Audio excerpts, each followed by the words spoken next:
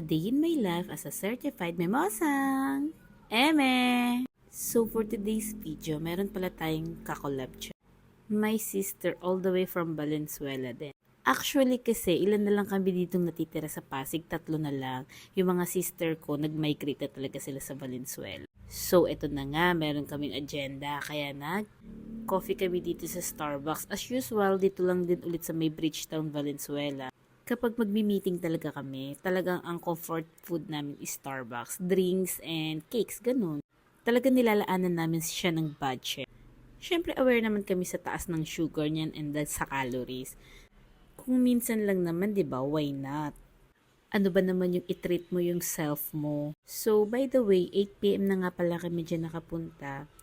Kaya medyo ginabi na talaga kami dahil hinintay ko pa siya from Valenzuela, pero for the go pa rin kami. Story time. Ako na ba yung naka-experience dito na takot umorder sa Starbucks before?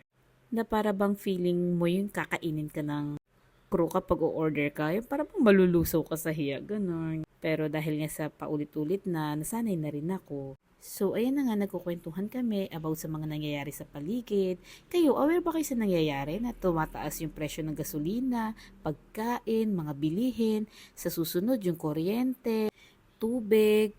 Medyo nakaka-anxiety, no? Para bang hindi na makontrol yung mga nangyayari sa paligid, yung gera pa sa iba't ibang bansa na hindi matapos-tapos. Kaya nagkakaroon ng epekto dito sa atin sa Pilipinas, ganun. Hay, sana magkaroon na ng world peace.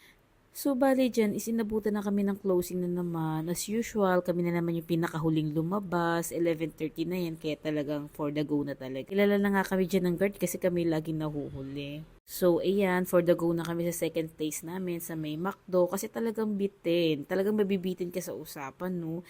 Kahit kami, kaya namin straight ng 2 days magtsikahan. Na para bang hindi nauubusan ng pag-uusapan. Yung tipong seryosong usapan na mauuwi sa chismisan. O, alam mo yan. And ayan, grabe inabutan na kami ng breakfast. Kaya nagpalipas na lang din dyan si Norms ng oras para makapagbiyahe na rin siya ng mga alas 5. Alas 6 na kami natapos niyan eh. Nag-breakfast na lang muna kami, kulang na lang abutan kami ng lunch. So, by the way, yun lang yung masasabi ko na mag-ingat tayong lahat.